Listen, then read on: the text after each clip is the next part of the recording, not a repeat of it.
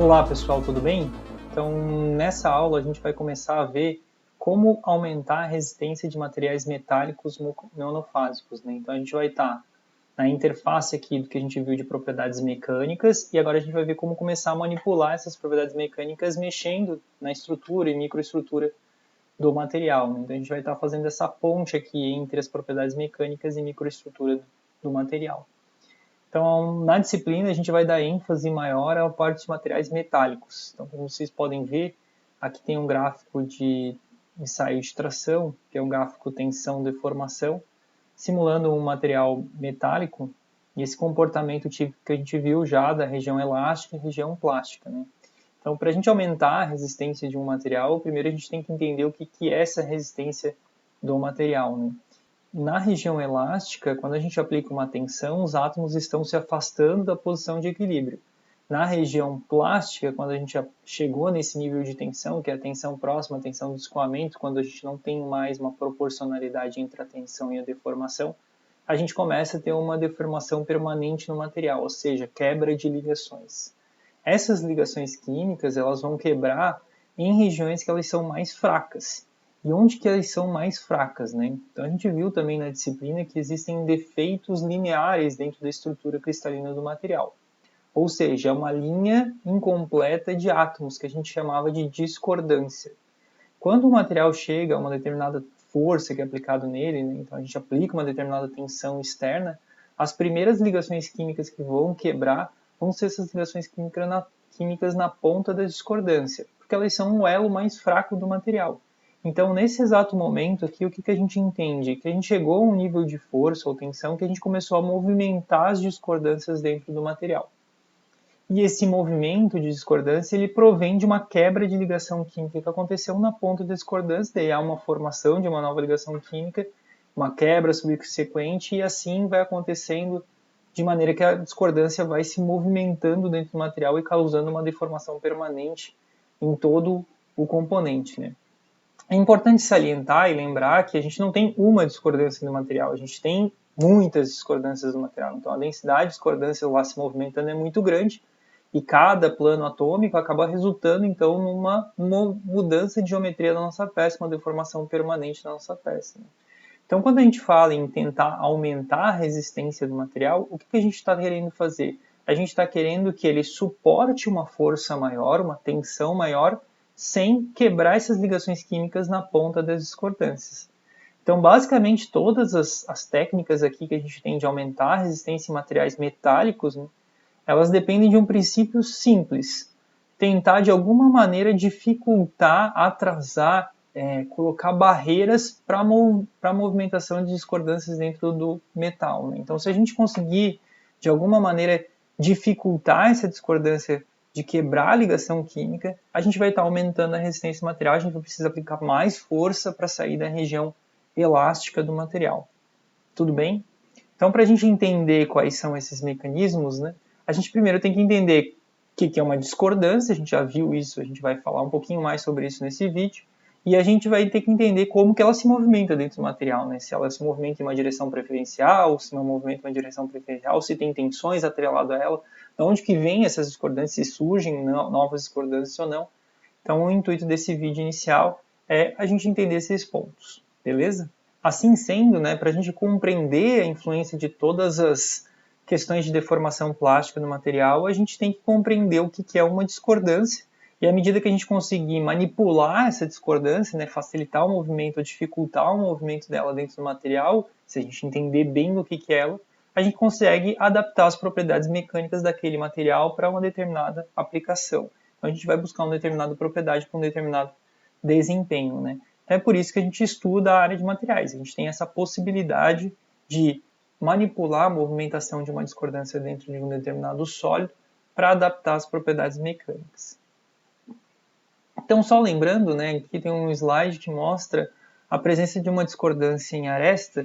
Então, um plano extra de átomos, aqui que a gente está vendo como esse plano A aqui, e a gente aplica uma determinada tensão dentro do material, e o que acontece? Ao invés de quebrar todas essas ligações químicas, então essas linhas aqui escuras representariam as ligações químicas, a gente vai estar quebrando a ligação química na ponta da discordância, né? Então essa ligação química que ela vai se quebrar e vai se formar uma nova ligação química com o plano adjacente. A discordância que estava no plano A, ela vai se movimentar para o plano B. Então aqui a gente consegue ver isso acontecendo, ela saindo do plano A e para o plano B. Na sequência, acontece novamente uma quebra de ligação, essa discordância aqui vai sair do plano B para o plano C, depois do C para o D. Então há uma quebra de ligações em sequência e formação de ligações em sequência. No final das contas, a discordância que saiu do plano A e foi parar lá depois do plano D. Então ela se movimentou, por isso que a gente fala que é uma movimentação da discordância. Na verdade, essa discordância foi se movimentando de plano para plano, então ela foi mudando de plano para plano dentro do material, e no final das contas a gente tem uma deformação permanente. Então a estrutura cristalina, que é esse formato, essa geometria inicial, depois dessa movimentação da discordância, ela tem um novo formato. Então o material sofreu uma deformação plástica permanente. E quando a gente aplica uma determinada carga ou uma força no material, cerca de 5% da energia é mantida no material e o restante é dissipado em calor.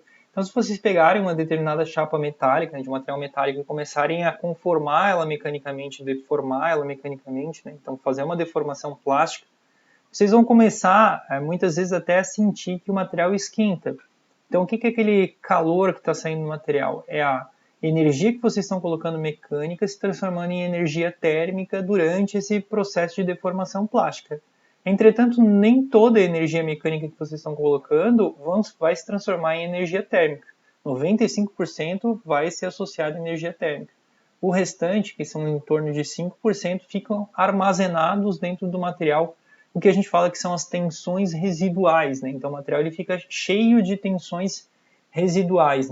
E essas tensões residuais estão atreladas à presença de discordâncias. Então vamos ver onde que estão essas discordâncias, onde que estão essas tensões dentro das discordâncias. Então esse slide aqui, ele mostra a presença de uma discordância em aresta, bidimensional. A gente vê um plano extra de átomos aqui, a ponta da discordância dentro do cristal. E a gente vê duas regiões, dois círculos aqui mais escuros, um cinza mais escuro aqui e um cinza um pouco mais claro aqui embaixo da discordância. Logo acima da discordância, vocês conseguem ver que os átomos estão mais próximos um do outro do que numa região longe da discordância. Então eles não estão na posição de equilíbrio em termos de distanciamento atômico, eles estão comprimidos lá. E logo abaixo das discordâncias, vocês estão vendo que os átomos estão um pouco mais afastados, como se estivessem abrindo uma boca ali, então, devido à presença dessa discordância, do que a distância de equilíbrio entre os átomos. Então, eles estão mais afastados, mais longe um do outro em relação à posição de equilíbrio. Então, a gente fala que aqui a gente tem campos de deformações trativos, tentando separar um átomo do outro. Enquanto que em cima, logo acima da discordância, a gente tem campos de deformações compressivos, comprimindo a presença de um átomo próximo ao outro. Esses desequilíbrios em relação ao distanciamento atômico são as tensões residuais que ficam armazenadas dentro do material. É pouca tensão residual? Mas a gente está falando de uma discordância só. Cada discordância tem campos de deformações trativos e compressivos relacionados a ela.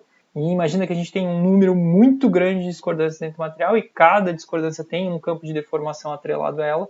A gente acaba tendo tensões residuais lá dentro do material proveniente à existência dessas discordâncias.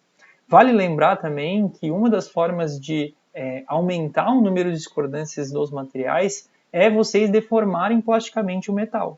Então, imagina que ela tem uma determinada densidade, o material tem uma determinada densidade de discordâncias, vocês causam uma deformação plástica, essa deformação plástica ela vai movimentar essas discordâncias dentro do material, vai quebrar essas ligações e elas vão pulando de plano para plano, e também vão gerando outras discordâncias. Então, vocês estão multiplicando o número de discordâncias quando a gente faz uma deformação plástica. A gente não está simplesmente movimentando elas, a gente também está aumentando o número de discordâncias dentro do material. Assim sendo, então a origem das discordâncias é proveniente de outras discordâncias existentes, que quando se movimentam, se multiplicam, elas acabam gerando outras discordâncias. Em materiais chamados policristalinos, a gente tem outro defeito, que são os contornos de grão, que são regiões de interface entre diferentes ângulos cristalográficos, E isso faz com que sejam regiões também que são fontes de discordâncias quando o material está sendo submetido a uma determinada tensão mecânica, e também qualquer tipo de irregularidade, chanfro, risco, entalhe na peça, que são regiões também que são pontos geradores, origens, fontes de discordâncias, né? Então, quando a gente causa uma deformação plástica no material, a gente ultrapassa a tensão do escoamento, a gente está movimentando essas discordâncias que a gente viu no slide anterior, e ao mesmo tempo a gente está gerando várias outras discordâncias, né? Então a densidade de discordâncias no material vai aumentando drasticamente à medida que a gente vai deformando plasticamente ele, né? Então, assim sendo, a gente já falou sobre as discordâncias, as tensões atreladas a cada uma das discordâncias e a origem delas. Agora, como que é a movimentação de uma discordância dentro de um sólido, né? Existe algum caminho preferencial ou não? Ela se movimenta em todos os sentidos, de maneira tridimensional, né? Então, para isso, a gente vai falar sobre sistemas de escorregamento, primeiro em um determinado cristal, um monocristal, como se o material fosse monocristalino. Depois que a gente entender isso, a gente vai falar sobre sistemas de escorregamento policristalinos, e daí sim a gente vai chegar nos meios de barrar ou restringir a movimentação dessas discordâncias. Então, em um determinado monocristal, uma discordância tem o que a gente chama de sistema de escorregamento. O sistema de escorregamento é uma combinação de um plano e uma direção cristalográfica. A gente falou de planos e direções quando a gente falou de estrutura cristalina, que são mais densos, ou seja, que os átomos estão mais próximos um do outro. E esses sistemas de escorregamento são regiões ou são locais que as discordâncias conseguem se movimentar com menos energia, ou seja, de maneira mais fácil, né? Se a gente, por exemplo, fosse fazer uma analogia de movimentação de discordâncias dentro de um sólido como se fosse uma cidade, né? Então a gente tem várias ruas lá e essas discordâncias fossem os carros, por exemplo, né? Então a gente tem várias ruas e as discordâncias conseguem se movimentar e existem avenidas que os carros conseguem se movimentar de maneira mais fácil, as ruas são mais largas e isso são em sistemas de escorregamentos dentro de um sólido, né? Essas são avenidas dentro dos materiais que existem em determinadas estruturas cristalinas. E esses sistemas de escorregamento, eles são uma combinação de planos e direções cristalográficas de maior empacotamento dos átomos, menor distância entre os átomos. Se os átomos estão mais próximos, aí as discordâncias conseguem correr de maneira mais fácil, né? Dependendo da estrutura cristalina do material, ele pode ter diferentes tipos de sistemas de escorregamento. Então aqui eu estou mostrando para vocês as 3 estruturas cristalinas que a gente estudou um pouquinho mais, que foi a estrutura cúbica de corpo centrado, cúbica de face centrado e hexagonal compacta. E aqui estão mostrando os planos de deslizamento, os planos de maior densidade atômica e as direções de deslizamento, né? Então as famílias ali de planos e famílias de direções. E aqui a gente consegue ver esse número de sistemas de deslizamentos preferenciais e secundários, né? Então a gente consegue ver que as estruturas cúbica de corpo centrado e cúbica de face centrada, elas têm 12 aqui, ó, planos de escorregamentos principais, enquanto que o hexagonal compacto, esse em vermelho aqui, só tem 3 planos de escorregamentos principais. Então esses materiais provenientes de uma estrutura como essa aqui, né, como a estrutura CFC, como ele tem mais avenidas, as discordâncias se movimentam de maneira mais fácil, esses materiais tendem a ser mais dúcteis, né, porque tem mais sistemas de escorregamento, né? Então, em um determinado cristal, as discordâncias elas vão procurar sistemas de escorregamento, elas vão se facilitar a movimentação delas em sistemas de escorregamento, para depois começar a movimentação em outros planos cristalográficos. Bom, e como é que funciona isso dentro de um material policristalino, né? Vamos lembrar o que é um material policristalino, então. O material policristalino é aquele que é composto de vários cristais. E a interface entre esses cristais, a gente tem o que a gente chama de contorno de grão, né? Então, um cristal ou um grão, eles são sinônimos e a interface entre esses grãos, eles são os contornos de grão. Então, nessa interface, a gente tem uma diferença entre ângulos cristalográficos entre um cristal e outro, ou entre um grão e outro, né? Então, cada vez que uma discordância está correndo em um determinado sistema de escorregamento aqui, vamos supor, nessa estrutura, nesse grão em verde aqui, e ela tem que mudar a orientação dela no espaço, né? Então ela tem que mudar de grão para grão, ela vai ter que encontrar novamente um novo sentido da avenida dela. Então vai ter que encontrar um novo sistema de escorregamento no plano ou no grão adjacente. E isso causa uma energia maior do que se a gente tivesse só um grão dentro do material. Então aqui a gente consegue ver que cada contorno de grão acaba sendo um obstáculo para a movimentação dessa discordância dentro do material, porque ela vai ter que buscar outros sistemas de escorregamentos. Então muitas vezes quando a gente está deformando plasticamente um determinado material metálico, o que acontece? As discordâncias elas vão correndo e encontram os contornos de grão e não conseguem pular de contorno de grão. Então a gente tem o quê? Um empilhamento de discordâncias próximo ao contorno de grão, porque elas precisam de uma energia maior para conseguir pular de um grão para outro grão. Né? E aqui também a gente consegue ver, né, um material policristalino, que é um cobre policristalino, a gente consegue ver aqui um grão diferente do outro, e aqui vocês conseguem ver linhas dentro desses grãos. Esses aqui são os planos de escorregamento das discordâncias dentro de cada um dos grãos, e ver que elas são diferentes de orientações, então as avenidas elas estão orientadas em sentidos diferentes. Por quê? São diferentes avenidas? Não, é porque a orientação cristalográfica desse grão é diferente do grão adjacente. Então, o sistema de escorregamento, por exemplo, 1,1 aqui, ele está nessa direção nesse grão. E nesse grão aqui adjacente, o 1,1 está nessa direção aqui. E no outro grão adjacente está em outra direção. E assim por diante, né? Então, aqui, há os sistemas de escorregamentos internos no monocristal, só que como a gente tem essa interface de cristais diferentes, a gente tem uma diferença dessas angulações e diferentes direções desses sistemas de escorregamento de grão para grão. Né? E é importante também salientar que durante uma deformação plástica dentro de um material metálico, os grãos eles se mantêm coesos, ou seja, os contornos de grão eles não se rompem, eles se alongam. Né?